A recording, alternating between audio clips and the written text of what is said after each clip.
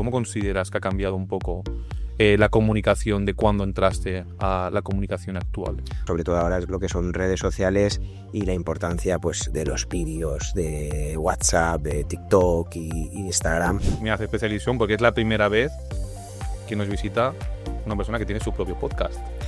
Sí.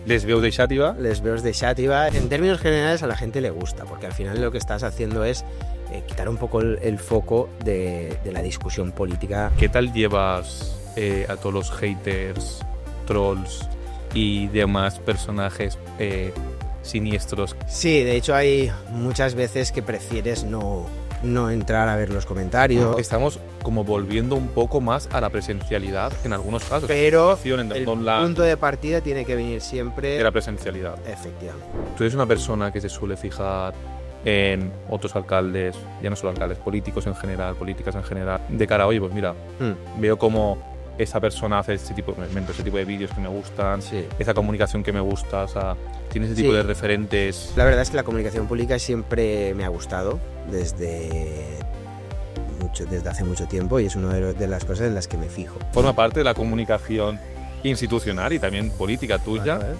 que es que Star Wars ha grabado en Xàtiva y forma parte de la comunicación institucional del ayuntamiento. O sea, Xàtiva forma parte del universo Star Wars. Eso como porque fue escenario de la serie Andor. Tú tienes, como todos tienen, una línea roja de pues hasta aquí sí, hasta aquí no.